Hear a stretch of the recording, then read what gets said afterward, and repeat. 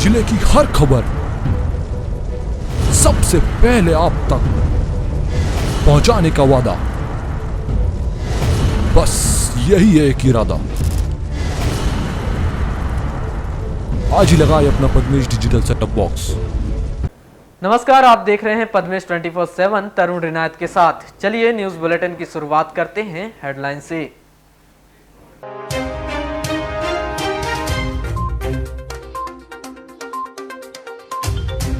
कोसमी क्षेत्र के 1400 हितग्राही राशन के लिए कर रहे रथ जगह। रात 2 बजे से राशन दुकानों के सामने लग जाती है हितग्राहियों की लंबी कतार।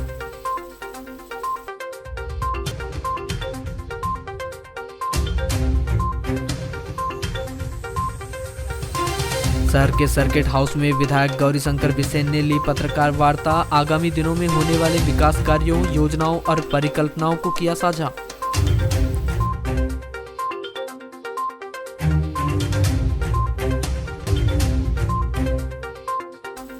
मौत के नाम रहा साल का आखिरी दिन। सड़क हादसे में 3 वर्षीय मासूम बच्चे सहित 3 लोगों की हुई मौत।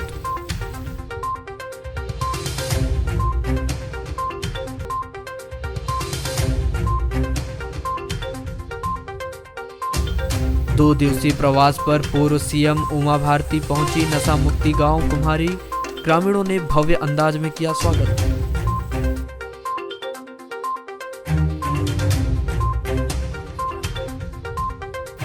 साल के अंतिम दिन पर्यटन स्थलों में दिखी लोगों की खासी भीड़। लोगों ने परिवार के साथ बिताए खास पल। किसी ने गार्डन की सैर की तो किसी ने मनाई पिकनिक।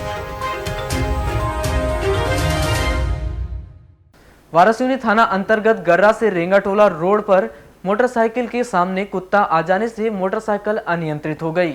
इस दुर्घटना में मोटरसाइकिल सवार रामचंद्र पिता अंतराम निकुरे उम्र 47 वर्ष ग्राम पिपरिया हुड़की टोला निवासी घायल हो गया, जिसे जिला अस्पताल में भर्ती किया गया है। प्राप्त जानकारी के अनुसार रामचंद्र खेती किसानी के अलावा भवन निर्माण में ईंट जुड़ाई का कार्य करता है। 31 दिसंबर को करीब 12 बजे रामचंद्र मोटरसाइकिल में अपने ग्राम हुड़की टोला पिपरिया से बालाघाट आ रहा था। तभी गर्रा कूड़ेदान के पास अचानक मोटरसाइकिल के सामने कुत्ता आ जाने के कारण मोटरसाइकिल अनियंत्रित हो गई, जिससे रामचंद्र मोटरसाइकिल सहित गिरने से गंभीर रूप से घायल हो गया, जिसे 108 एम्बुलेंस से जिला अस्पताल बालाघाट में लाकर भर्ती किया गया है। कोसमी क्षेत्र के 1400 हितग्राही इन दिनों राशन वितरण प्रणाली से त्रस्त हो चुके हैं कि वे रद्द जगह करने को तक मजबूर हैं। दरअसल कोसमी में स्थित शासकीय उचित मूल्य की दुकानों में राशन लेने के लिए हितग्राही रात 2 बजे से राशन दुकान के आगे इंतजार कर रहे हैं। उनका कहना है कि सुबह 8 बजते ही दुकान में इतनी भीड़ लग जाती है कि उन्हें राशन नहीं मिल पाता है। दुकान में पहले आओ पहले पाओ की तर्ज पर राशन बढ़ता है, इसलिए वह रात 2 बजे से अपना नंबर लगाकर रखते हैं ताकि उन्हें समय पर राशन मिल सके और अपने काम धंधे पर जा सके। हितग्राहियों ने मांग रखी है कि कार्डधारियों की संख्या को देखते हुए कोसमी में एक और राशन दुकान बनाना चाहिए ताकि लोगों को राशन के लिए रात भर ना जागना पड़े। वहीं चर्चा के दौरान हितग्राहियों ने बताया कि रात में भोजन करने के बाद नींद से समझौता करके रात 2 बजे राशन दुकानों के सामने खड़े रहते हैं, क्योंकि जब वह राशन दुकान पहुंचते हैं तो उनका नंबर नहीं लगता है और खाली हाथ उन्हें वापस लौटना पड़ता है। महिला हितग्राही ने बताया कि परिवार को अनाज मिल सके इसलिए उन्हें ये तकलीफ उठानी पड़ रही है। जब सुबह राशन लेने वालों की भीड़ ज़्यादा हो जाती है तो हमें चले जाने कह दिया जाता है। महिलाओं ने बताया कि रात के 2 बजे से घर से राशन दुकान तक आना किसी खतरे से कम नहीं है, लेकिन उन्हें मजबूरी में ऐसा करना पड़ रहा है। उन्होंने मांग की है कि क्षेत्र में एक और राशन दुकान खोली जाए। कितने बजे से आए हो आप? मैं आज 2 बजे आई थी। हाँ, 2 बजे आए हम। हो जाते तो 25 लोगों के लिए रोज रोज आना काम करना होगा, गरीब आदमी, इसके लिए 2 बजे आए। तो आज भी भैया ने खबर भेज दिया कि 25 को टोकन मिला है, सोच रहेंगे बाकी मत गए। तो रात 2 बजे से आए हैं आप? जी, अकेली आए हैं कि और भी साथ में है? मैं अकेली अपने घर से अकेली आई। अच्छा, क्यों 2 बजे रात से क्यों? यही तो है, 25 लोग ज़्यादा भीड़ हो जाती तो भगा देते हैं जी। कब से चले आ रही है ऐसा? अब ये नहीं मालूम, लेकिन मैं 2 दिन हो गए, कल आई 3 बजे, आज आई मैंने 2 बजे। तो क्या चाहते हैं आप लोग इसमें? नहीं, जैसे जिस तरीके से आप लोग 2 बजे से लाइन लग जाते हैं और नहीं मिलता है। बोल दो 2 बजे से आना हमारे लिए रिस्की है। बस बात हम ये नहीं कुछ बोलते, हम बोलते हमको राशन मिले, रिक्शे उक्से नहीं। अच्छा, जैसे अगर दूसरी और दुकान अगर खुल जाए तो क्या उसमें सहूलियत होगी आप लोगों को? हाँ होएगी ना, कैसे नहीं होएगी, बिल्कुल होएगी। तो दूसरी दुकान भी खुलना चाहिए। हाँ खुलना चाहिए सर, बिल्कुल खुलना चाहिए। मैं राशन के लिए आई थी 4 दिनों से, 7 बजे 6 बजे आ रही थी, बट मुझे टोकन की वजह से मिल नहीं रहा था राशन। आज मैं 4 बजे लगाई हूँ नंबर, तो मेरा 14वें नंबर में लगा है नंबर, और हो सके तो टोकन मिल जाए। अच्छा, ये बताओ इतने बजे रात में लगने का क्या वजह है कि आप लोग रात अल सुबह ही आ रहे हैं आप? मेरे से पहले 25 लोगों को टोकन बांटने का है, लेडीज़ों का। मेरे से पहले 25 लोग लग जाते हैं, तो मुझे नहीं मिलता टोकन। फिर दूसरे दिन आऊँगी, फिर वही रोटेशन चलती है, इस वजह से मुझे 4 बजे आना पड़ा। कितने बजे खुलती है सोसाइटी? सोसाइटी कभी 7 बजे, कभी 9 बजे, कभी 6 बजे खुल जाती है, कभी भी खुल जाता है। तो आप लोग बोले नहीं कि सेल्समैन को आप हमें 4 बजे रात से आते हैं हम लोग? और वो बोल चुके हैं, ये मेरा प्रॉब्लम नहीं है बोल दिया उन्होंने। मेरा प्रॉब्लम नहीं है बोल दिया उन्होंने। अच्छा, तो कितने महीनों से ऐसा चल रहा है ये? मुझे तो 4 महीने से ये 4था महीना जो राशन नहीं मिल पा रहा है इसी वजह से। 1 महीने तक के मैंने KYC के लिए घूमा, 7 बार आने के बाद 7वें बार में मेरा KYC हुआ है। क्या नाम आपका? वहीं इस संबंध में पूर्व सरपंच और वर्तमान सरपंच प्रतिनिधि गगन नकपुरे ने राशन वितरण की मौजूदा प्रणाली और वर्तमान समय में चल रही सर्वर की समस्या को समस्या का कारण बताया है। बताया गया है कि इन दिनों कार्डधारियों के आधार कार्ड लिंक किए जा रहे हैं, जिससे सर्वर की समस्या आ रही है। इसके अलावा कोसमी की राशन दुकान में टोकन सिस्टम चालू किया गया है, जिसे टोकन मिलता है उसे ही राशन मिलता है, और इसी टोकन को हासिल करने के लिए लोग रत जगह कर रहे हैं। हितग्राहियों ने बताया कि 10वें महीने तक का राशन कई लोगों को नहीं मिला है। श्री नकपुरे ने ऐसी अव्यवस्था पर प्रशासन से ध्यान देने की बात कही है। सर, जैसे देखा जा रहा है कि आपकी यहाँ जो सोसाइटी है क्रमांक 703, वहाँ पे रात्रि 2 बजे से लोगों का जमावड़ा हो जाता है, राशन के लिए आ जाता है। ऐसी क्या वजह है कि इनको 2 बजे रात्रि से आना पड़ता है? मेन तो कारण है कि जो ऑपरेशन चल रहा है अभी, आधार लिंक वगैरह हो रहे हैं, सर्वर नहीं चलना। दूसरी चीज़ है कि लोगों को टोकन सिस्टम अभी यहाँ चालू कर दिया गया है सेल्समैन के द्वारा, और लोगों की शिकायत ये भी आ रही है मेरे पास कि पिछला जो राशन है 11वें महीने का 10वें महीने तक के राशन कई लोगों को नहीं मिला है। तो मैं शासन से यही अनुरोध करूँगा कि ऐसे जितने लोग हैं, ऐसी जितनी सोसाइटीज़ हैं हमारे यहाँ पे, उन पे ध्यान रखें, और सेल्समैन्स को और कलेक्टेड में जो सुनील किरार वगैरह जो और भी अधिकारी हैं खाद्यान्न विभाग में, उनको एक ध्यान आकर्षित करना होगा कि ऐसे शिकायतें जब आती है तो उस पर कम से कम विचार करें। और सबसे बड़ी समस्या पूरे बालाघाट ज़िले में है।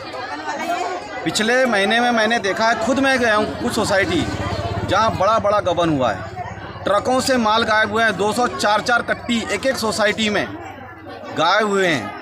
ये कहीं ना कहीं सोसाइटी के जो लिए आवंटन आता है वो ट्रकों से गायब हो जाता है। कलेक्टर महोदय ने पिछले महीने में कार्रवाई जरूर करी, लेकिन कब तक रुकेगा ये जो खाद्यान्न जो आता है ये ट्रकों से गायब हो जाता है। ये चोरी रुकना चाहिए। वहीं इस पूरे मामले में शासकीय उचित मूल्य दुकान कोसमी के सेल्समैन विजय लिल्हारे का कहना है कि लोगों का रात 2 बजे से राशन दुकान के सामने लाइन में लगने के पीछे हम जिम्मेदार नहीं हैं। दरअसल सभी हितग्राही को राशन देना संभव नहीं है। इसके अलावा इन दिनों पूरे प्रदेश में सर्वर की समस्या आ रही है, जिसके कारण राशन वितरण में समस्या हो रही है। सर, ये देखा जा रहा है कि आपके यहाँ 2 बजे रात से लोग आ जाते हैं राशन लेने के लिए, क्या वजह है कि इनको 2 बजे से लगना पड़ रहा है? देखो, शासकीय उचित मूल्य दुकान कोसमी में जो राशन वितरण का कार्य है वो सुबह मैं 8 बजे से प्रारंभ करता हूँ, और पब्लिक अगर 2 बजे रात से आ रही है तो वो अनावश्यक रूप से आ रहे हैं, ये उनकी गलतियाँ हैं। मेरी तरफ से तो ऐसा कुछ है ही नहीं कि रात में 2 बजे से आइए आप या सुबह 5 बजे से आइए, ऐसा कुछ भी नहीं है। ऐसा है कि मैं एक टोकन दे देता हूँ इन लोगों को कि जो पहले आया है वो टोकन के माध्यम से पहले राशन ले ले और अपने काम धंधे से चले जाए। और पब्लिक अगर आ रही है तो वो क्या है, अनावश्यक रूप से परेशान हो रही है, जबकि ऐसा कुछ प्रावधान नहीं है कि 2 बजे रात से आए, 1 बजे रात से आए। जब हमने लोगों से बातचीत की, लोगों का कहना है कि हम जब पहले पहुंचेंगे तो पहले अनाज पाएंगे। हाँ, ये बिल्कुल भाई, जो पहले आएगा वो पहले लेकर जाएगा, इसलिए 2 बजे से रास्ता लगना पड़ता। मगर यहाँ क्या सारे हितग्राहियों को नहीं मिल पाता क्या जितने आ रहे हैं? पूरे हितग्राहियों को एक साथ में देना संभव नहीं है, क्योंकि लगभग 1400, 1300, 1400 कार्डधारियाँ हैं, और एक साथ में सबको देना ये संभव नहीं है। और सबसे बड़ी समस्या है कि अभी नया अपडेशन चल रहा है शासन के द्वारा, KYC का कार्य किया जा रहा है जिसमें परिवार के पूरे सदस्यों का आना अनिवार्य है। तो पब्लिक चाह रही है कि भाई मेरा आज काम जल्दी हो जाएगा तो मैं फ्री हो जाऊंगा। और थोड़ी सर्वर की प्रॉब्लम भी चल रही है, ये शासन को अवगत भी कराया गया है कि भाई सर्वर की समस्या पूरे मध्य प्रदेश में है। इवन मेरे मतलब सोसाइटी में ही नहीं है, पूरे मध्य प्रदेश में सर्वर की समस्याएं हैं जिसका प्रभाव पूरी मध्य प्रदेश में मतलब राशन दुकानों में पड़ रहा है। और हर व्यक्ति परेशान है, हर सेल्समैन परेशान है, हर पब्लिक परेशान है। लालबर्रा क्षेत्र में समर्थन मूल्य पर धान खरीदी कार्य जारी है एवं धान परिवहन के दौरान ट्रक चालकों के द्वारा लगातार धानों की चोरियां की जा रही है, जिससे सहकारी समिति के प्रबंधक एवं खरीदी प्रभारी खासा परेशान हैं।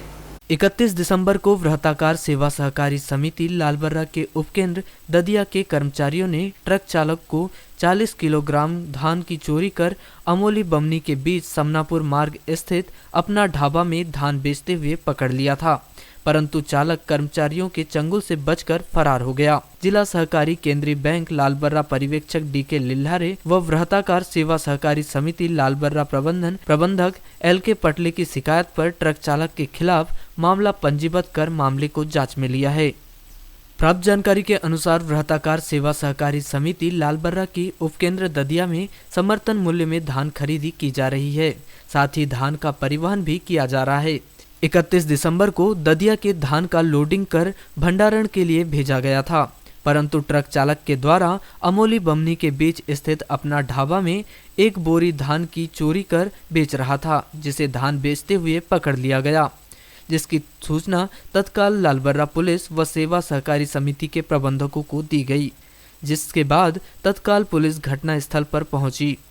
चोरी की गई धान बरामद कर पंचनामा तैयार कर ट्रक चालक को लालबर्रा थाना लाया गया, जहां उससे पूछताछ की गई। वहीं पुलिस ने सेवा सहकारी समिति प्रबंधक की शिकायत पर ट्रक चालक के खिलाफ विभिन्न धाराओं के तहत मामला पंजीबद्ध कर मामले को जांच में लिया है।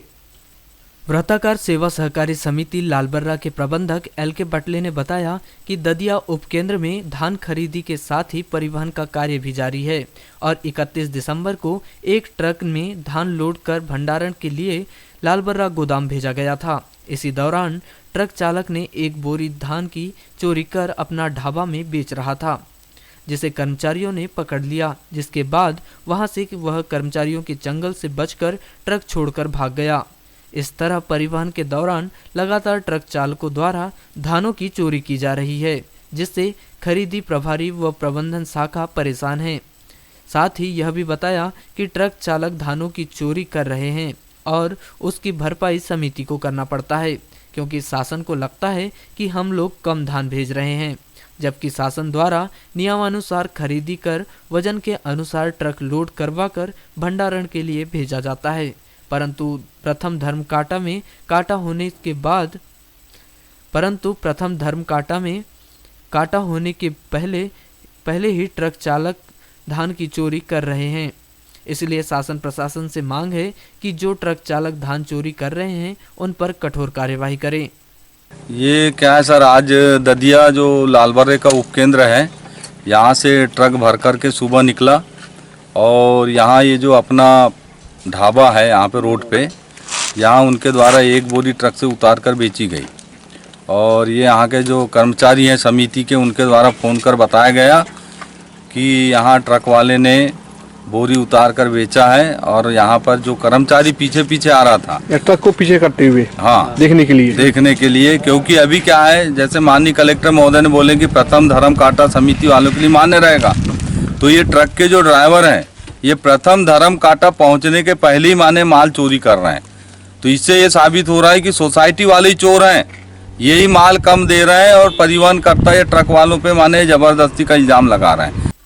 वहीं दूरभाष पर चर्चा करने के दौरान थाना प्रभारी अमित भावसागर ने बताया कि ददिया धान खरीदी से धान लेकर आ रहे ट्रक चालक को कर्मचारियों ने धान की चोरी कर 40 किलोग्राम धान बेचते हुए पकड़ा, परंतु वह वहां से फरार हो गया। कर्मचारियों की शिकायत पर ट्रक चालक के खिलाफ मामला पंजीबद्ध कर मामले की जांच की जा रही है, जिसे जल्द ही गिरफ्तार कर लिया जाएगा। एक तरफ लोग नए साल को लेकर जोश और उत्साह में हैं, तो कुछ लोगों के लिए साल का अंतिम दिन भावुक करने वाला रहा।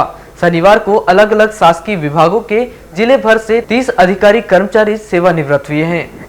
शनिवार को अलग अलग शासकीय विभागों के जिले भर से 30 अधिकारी और कर्मचारी सेवानिवृत्त हुए। जिला अस्पताल के पूर्व सिविल सर्जन और वरिष्ठ फिजिशियन डॉक्टर अशोक लिल्हारे भी सालों की सेवा के बाद शनिवार को सेवानिवृत्त हुए।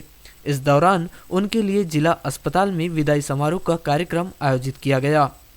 विदाई समारोह में सिविल सर्जन डॉक्टर संजय धवड़गांव, शिशु रोग विशेषज्ञ डॉक्टर नीलय जैन सहित अन्य चिकित्सकों और कर्मचारियों ने डॉक्टर अशोक लिल्हारे के साथ बिताए पलों को याद किया। डॉक्टर संजय धवड़गांव ने बताया कि वह डॉक्टर अशोक लिल्हारे के साथ 1975 से हैं। वे उनके कॉलेज के सहपाठी थे।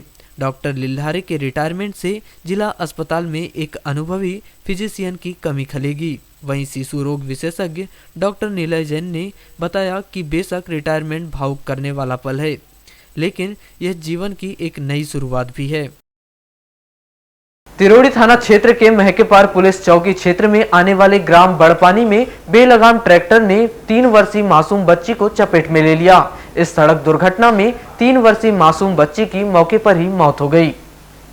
मृतिका युवती पिता दिनेश रहंगडाले उम्र 3 वर्ष ग्राम दिग्धा थाना तिरोड़ी निवासी बताया गया है कि 30 दिसंबर को यह बालिका युवती अपने पिता दिनेश रहंगडाले के साथ ग्राम बड़पानी अपने रिश्तेदार के घर में वास्तु कार्यक्रम में शामिल होने गई थी। शाम को खाना खाने के बाद यह लड़की अपने पिता के साथ घर जाने के लिए जैसे ही रोड के पास आई, उसी समय गुजर रहे ट्रैक्टर ने इस 3 वर्षीय मासूम बच्ची को चपेट में ले लिया। ट्रैक्टर की चपेट में आने से 3 वर्षीय मासूम बच्ची की मौके पर ही मौत हो गई। 31 दिसंबर को सुबह महकेपार पुलिस चौकी प्रभारी राजकुमार यादव ने मृतिका बालिका युवती रहंगडाले की लाश पोस्टमार्टम करवाकर उनके परिजनों को सौंप दिया है और मर्ग जांच उपरांत स्वराज कंपनी के ट्रैक्टर चालक उमेश गौतम ग्राम बड़पानी निवासी के विरुद्ध धारा 279, 304A भारतीय दंड विधान के तहत अपराध दर्ज कर विवेचना शुरू की है। किरनापुर थाना क्षेत्र में बीती रात 2 मोटरसाइकिल आपस में टकराने से दोनों मोटरसाइकिल में सवार दोनों युवक की दर्दनाक मौत हो गई। यह दुर्घटना किरनापुर से लांजी रोड पर स्थित ग्राम सेवती और भानी गांव के बीच नहर पुलिया के पास हुई। दोनों मृतक युवक कृष्ण कुमार पिता खेमचंद बिसेन उम्र 27 वर्ष ग्राम कलापाथरी थाना लांजी और रोहित पिता पृथ्वीराज चौहान उम्र 24 वर्ष ग्राम आमगांव थाना किरनापुर निवासी है। 31 दिसंबर को किरनापुर पुलिस थाने के उप निरीक्षक देवकर्ण सोनी ने दोनों युवक की लाश पोस्टमार्टम करवाकर उनके परिजनों को सौंप दिया है। प्राप्त जानकारी के अनुसार रोहित चौहान के परिवार में माता पिता एक भाई है। माता पिता खेती किसानी का कार्य करते हैं। बताया गया है कि हाल ही में रोहित चौहान की पालडोंगरी धान खरीदी केंद्र में सुपरवाइजर की नौकरी लगी थी और वह प्रतिदिन मोटरसाइकिल से आना जाना करता था। कृष्ण कुमार बिसेन कलापाथरी निवासी भी अपने परिवार के साथ खेती किसानी का कार्य करता था।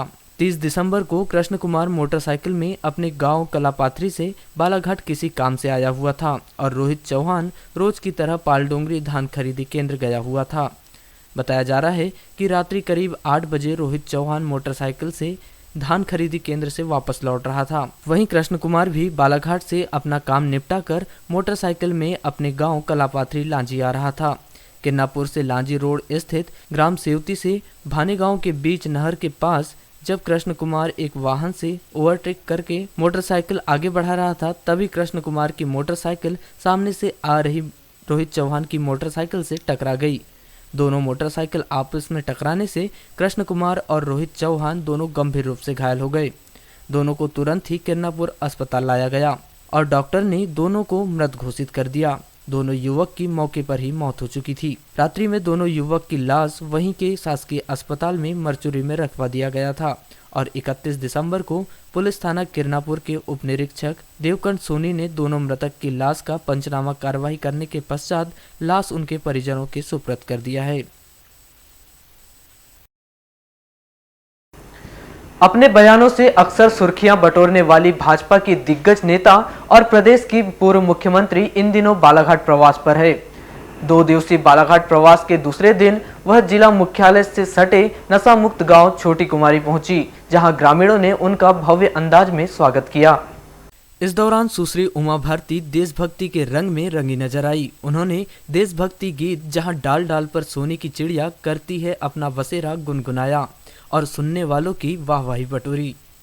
सुश्री उमा भारती ने इस देशभक्ति गीत के माध्यम से वर्ष 2003 के प्रदेश के विधानसभा चुनाव को याद करते हुए कहा कि प्रदेश में कांग्रेस की सरकार के समय सड़कें, बिजली और पानी की स्थिति ठीक नहीं थी। सड़कों में इतने ज़्यादा गड्ढे थे कि पैदल चलना भी मुश्किल था। तब से इस देशभक्ति गीत की थीम चुनावी गीत को तैयार किया गया और प्रचार के समय वह इसे खूब सुनती थी। सुश्री भारती ने कहा कि वह नशा मुक्त का संकल्प लेकर कार्य कर रही है। इसमें जनता व जनार्दन की भागीदारी की जरूरत है। प्रधानमंत्री नरेंद्र मोदी से हमें गांव-गांव शराब वाला देश नहीं चाहिए, हमें सोने की चिड़िया वाला देश चाहिए। हमें ऐसा देश नहीं चाहिए जहां महिलाएं भयभीत हो, बल्कि हमें ऐसा देश चाहिए जहां सोने की चिड़िया का बसेरा हो। तो हमने इस गाने को अपने चुनाव की थीम सॉन्ग बनाया और मेरी हालत ये हुई कि अगर ये गाना ना बजे तो मैं चल नहीं सकती, थक जाती बहुत यात्रा।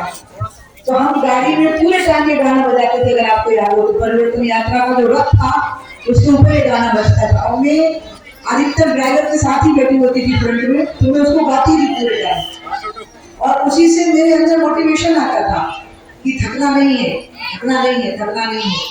और हम कैसे खराब गड्ढे और सब में निकलते चले जाते थे। मध्य प्रदेश की हालत बहुत खराब थी। आज इतना सुंदर गाना सुनने को मिला, मैं अभी भी उस गाने से अभिभूत हो जाती हूँ। और इसलिए अब कल नया वर्ष प्रारंभ होगा, क्रिश्चियन कैलेंडर है लेकिन प्रशासनिक कैलेंडर भी यही है। और इसलिए बस में जो शराब का विरोध कर रही हूँ इसलिए कर रही हूँ क्योंकि गाने में क्या है, जहाँ डाल डाल कर सोने की चिड़िया करती है वो भारत देश है मेरा। यही गाना, ये तो नहीं कहा जहाँ गाँव में शराब की खुली है दुकानें, ये तो नहीं लिखा ना। और लोग पागल होकर के लोग पी रहे हैं होकर के दीवाने, ये तो नहीं है गाने में। हाँ, तो ऐसा भारत देश हमारे में नहीं होगा, लेकिन मध्य प्रदेश की हालत बहुत बुरी है। हाँ, जहाँ गाँव में खुल गई है शराब की दुकानें और लोग पी के हो रहे हैं दीवाने, ये जो गाना है ये हमें नहीं सुनना, ना हमें देखना है। और इसलिए जरा उठाइए सभी लोग हाथ में, बोला इशारे बातें हैं उनकी तुम सोचो। हाँ, उठाओ हाथ सब लोग। अपन को ऐसा मध्य प्रदेश में देखना, अपन को देखना है सोने की चिड़िया वाला। कौन सा वाला देखना है? हाँ, जहाँ गाँव क्या डाल डाल के सोने की चिड़िया कर, और बालाघाट में उसका पूरा स्कोप है कि यहाँ सोने की चिड़िया का बसेरा हो जाए। मेरी अभी झालसिंडी से और लोकेश जी से बात हो रही थी कि देखो बालाघाट में उन्नत खेती का बहुत बड़ा ऑप्शन है, वाटरशेड बहुत ऊपर है और आप जितनी चाहो उतनी प्रकार की वस्तुओं को उगा सकते हो और पूरी दुनिया में इसकी मार्केटिंग हो सकती है ऑर्गेनिक फार्मिंग की। और बालाघाट पर कैपिटा इनकम में पूरे हिंदुस्तान में नंबर 1 पे आ सकता है। पर कैपिटा इनकम में पूरे हिंदुस्तान में नंबर 1 आ सकता है। मैं ढालती के माध्यम से कहूंगी, आप सांसद बने हो, आप कृषि मंत्रालय से बात करो और ये तैयारी करवाओ कि यहाँ कौन कौन सी ऑर्गेनिक फार्मिंग है जिसका रूट हो, मार्केट रूट हो और उसको मार्केट हो, ताकि बालाघाट मध्य प्रदेश का नहीं बल्कि हिंदुस्तान का टॉप का जिला हो जाना चाहिए। गुजरते साल के अंतिम दिन 31 दिसंबर को शहर के पर्यटन स्थल लोगों के लिए गुलजार रहे। कोई परिवार के साथ शंकर घाट पहुंचा तो किसी ने गांगुलपारा के प्राकृतिक नजारों का दीदार किया। कई परिवार ऐसे थे जिन्होंने नए साल बॉटनिकल गार्डन में घूमकर मनाया। यहाँ पहुंचे लोगों ने अपनों के साथ गार्डन की खूबसूरती का दीदार किया तो कई परिवारों ने पिकनिक मनाकर इस पल को यादगार बनाया। पद्मेश 24/7 की टीम ने उनसे गुजरते साल की ऐसी यादों के बारे में बातचीत की जो उनके जहन में हमेशा याद रहेगी। इसके अलावा लोगों से नए साल की उम्मीदें भी जानी। कई लोगों ने साल 2022 को लांजी के बहुचर्चित डबल मनी मामले को कभी न भूलने वाला बताया। आपको बता दें कि प्राकृतिक नज़ारों के बीच बना यह बॉटनिकल गार्डन हमेशा सैलानियों से गुलजार रहता है, लेकिन साल के अंतिम दिनों और त्योहारों में यहाँ की रंगत और बढ़ जाती है। शनिवार को कई लोग घर से भोजन बनाकर यहाँ पहुँचे और परिवार के साथ भोजन किया। महिला शिक्षक ने अपने स्कूल के बच्चों को साल के अंतिम दिन बॉटनिकल गार्डन की सैर कराकर उन्हें नए साल का तोहफा दिया। बातचीत में लोगों ने बताया कि डबल मनी मामला बेहद चर्चाओं में रहा। ये ऐसा मामला है जो सालों साल तक लोगों को याद रहेगा। हालांकि कुछ लोगों का कहना है कि साल 2022 इसलिए भी खास है कि डबल मनी मामले में लोगों की आँख खुली है और लोगों को समझ में आया है कि कभी भी ऐसी स्कीम और ऐसे झांसे में पूंजी ना लगाएं। कोरोना के खतरे को लेकर भी लोगों ने साल 2022 को सुरक्षित बताया और 2023 में भी कोरोना जैसी बीमारी न आए इसके लिए प्रार्थना की। ओवरब्रिज को लेकर लोगों ने कहा कि नए साल में ओवरब्रिज बनने की उम्मीदें हैं। 2022 तो अच्छा ही गया है अपना, सब कुशल मंगल ही गया है। अच्छा, कुछ ऐसी कुछ घटना 2022 की जिसको लेके आप भविष्य में याद कर सकते हैं 2022 को? वो तो डबल मनी वाला मामला तो जहन में रहेगा ही। अच्छा, लांजी में आए दिन उसकी चर्चा होते रहती है। आज का दिन तो बहुत अच्छा है। सब ट्यूशन के बच्चों को पिकनिक लेके आई हूँ, फुल एंजॉयमेंट हो रहा है। वही 2022 को यादगार बनाने के लिए आज लास्ट दिन में सब बच्चों को पिकनिक लेके आई हूँ यहाँ पे। अच्छा, 2022 जो पूरा साल बीता है, हाँ। उसमें ऐसी कौन सी घटनाक्रम है जो आपको याद रहेंगे? 2022 के एक तो जो मनी लॉन्ड्री वाला हुआ है वो बहुत बेस है उसका, वो सबको याद रहेगा, मतलब कोई भी नहीं भूलेगा वो सब चीज जो केस हुआ है मनी लॉन्ड्री। पॉजिटिविटी के लिए अगर याद करेंगे तो कौन सी? पॉजिटिविटी के लिए कि ये चीज रहेगी उसमें कि लोगों की आँख खुली है कि कभी भी ऐसी सब चीजों में जालफाशी में ना फंसे। कोरोना को लेकर क्या कहेंगे? कोविड के लिए तो सबको यही है कि सब सतर्क रहे क्योंकि फिर से आ रहा है।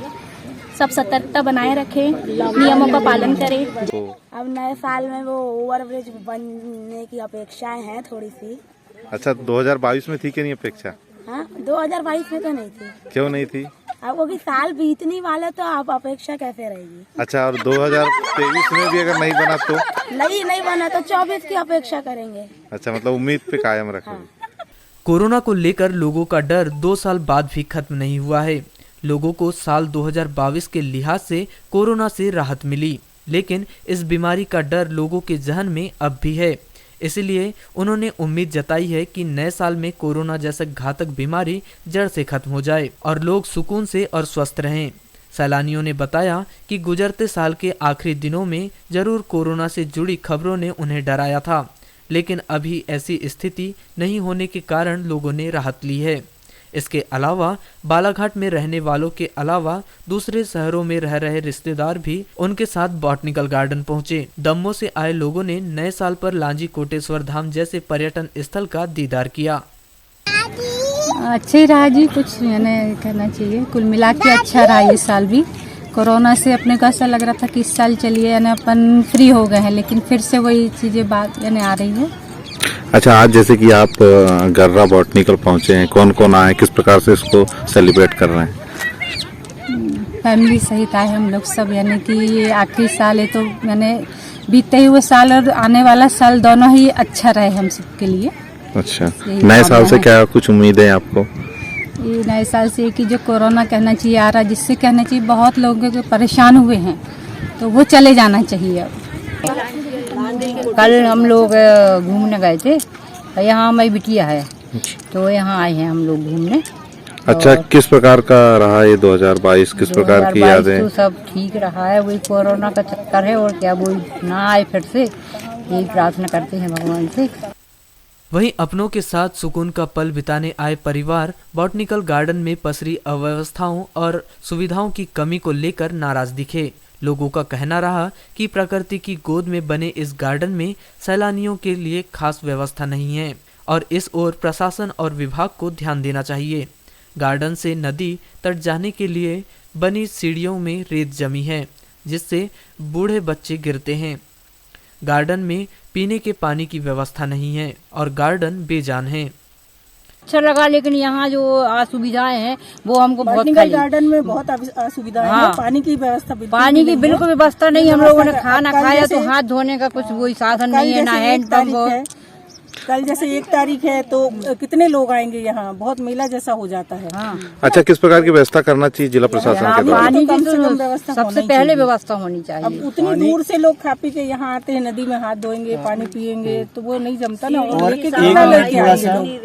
अच्छा, आप ये भी बोलना चाहेंगे थोड़ा सा क्या है, यहाँ पैसे तो लेते हैं सरकारी, मतलब खर्च तो कर रही है, लेकिन जहाँ पर पर्यावरण को बचाने के लिए लोग आना चाहिए, हालांकि खासकर सामाजिक संस्था वाले या कार्यकर्ता वो भी इस ओर ज़रा ध्यान नहीं दे रहे हैं। अच्छा, वैनगंगा किनारे बसा हुआ बालाघाट है, यहाँ पे अगर गार्डन की बात करें या यहाँ के प्लेस बहुत अच्छे हैं, लेकिन इसको लेकर के कुछ आपको अन्य जिलों की बात करें तो कितना भिन्न या डिफरेंस पाते हैं आप? देखिए डिफरेंस तो है, हालांकि वो काफ़ी कुछ अच्छा भी लगा है, ऐसा नहीं है। आज हम लोग पहली बार आए हैं यहाँ पे, दमोह जिले से हैं हम, अनूप कुमार सोनी नाम है मेरा, और मैं अपनी सिस्टर के यहाँ आया हुआ था। तो कई जगह घूमे, लेकिन यहाँ से थोड़ा सा अलग लगा, क्योंकि जब कुछ असुविधाएं जहाँ पर देखी जाती हैं तो वहाँ पर अपन को लगता है कि हाँ यार, जो प्रशासनिक व्यवस्था है वो पूर्ण रूप से सही सुचारू रूप से नहीं चल पा रही है। कारण क्या, यहाँ के जो जनप्रतिनिधि हैं खासकर उनको भी इन जगह पर विशेषकर ध्यान रखना चाहिए। और जब नया साल जैसे आप जानते हैं कल आने वाला है, तो काफ़ी भीड़ भी रहेगी, तो भीड़ के कारण कुछ बच्चे भी आते हैं, बड़े बूढ़े भी आते हैं, तो भाई उनको बैठने के लिए भी पर्याप्त व्यवस्था चाहिए उनको, और पर्याप्त पानी की व्यवस्था भी उनको होना चाहिए, क्योंकि हम सभी लोग आज पर्यावरण से जुड़े हुए हैं, और पर्यावरण हम चाहते हैं कि भाई उसमें विशेष रूप से हमें वो सब चीज़ें मिलें जो आज देखने में आती हैं।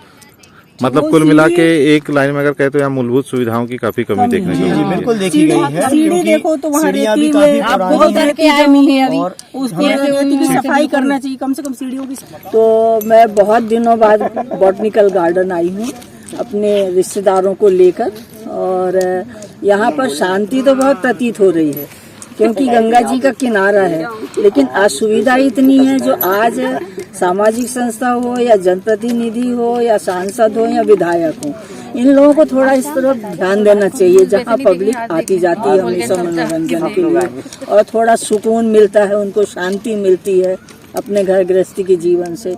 ना यहाँ पानी का हैंडपंप सूखा पड़ा है, झूले टूटे पड़े हैं, गार्डन में एक भी पेड़ पौधा फूल नहीं है, एक वन्य प्राणी नहीं है जो यहाँ पहले सुविधा थी, अति आनंद आता था, वो कोई सुविधा नहीं है। अच्छा, उस समय जब आते थे तो क्या क्या था यहाँ पे इस गार्डन में? उस समय यहाँ चीता था, और शेर तो नहीं था, चीता था, हिरण थे, और गार्डन इतना सुंदर था, तरह तरह के फूल खिलते थे, कितने सुंदर होते थे शुरू से। और अभी तो कुछ भी साधन नहीं है, आज कुछ नहीं दिख रहा है। नहीं। अच्छा, प्रशासन को किस प्रकार की व्यवस्था करना चाहिए? प्रशासन को ये व्यवस्था करना चाहिए कि जो पब्लिक यहाँ आ रही है, बताइए पानी के लिए सीढ़ियों में इतनी धूल और मिट्टी है कि गिर जाएगा आदमी है, और वो इतने नीचे पानी लेने आए फिर ऊपर जाए, मान लो कोई घटना घट जाए पानी लेके जाने में, उसको कितनी असुविधा है। सीढ़ियों की सफाई हो कम से कम है, उनकी किनारा बनना चाहिए जहाँ से मिट्टी खिसक रही है, तो वो किनारा भी नहीं है, वहाँ से मिट्टी गिर के सीढ़ियाँ पूरी भर गई हैं, पानी नहीं है, हैंडपंप सूखा पड़ा है, कहाँ जाएंगे जो आएंगे पिकनिक स्टॉप पे। वहीं इस संबंध में डीएफओ ब्रजेश वरकड़े ने बताया कि पूर्व में भी कर्मचारियों द्वारा सुविधाओं और अव्यवस्थाओं को लेकर मांग की गई थी। इस संबंध में विभागीय तौर पर भोपाल में इसका प्रस्ताव दिया गया था, लेकिन किन्हीं कारणों से काम शुरू नहीं हो पाया है। लेकिन इस संबंध में दोबारा वरिष्ठ अधिकारियों का ध्यान आकर्षित कराया जाएगा और यहाँ सैलानियों के लिए उचित व्यवस्था की जाएगी।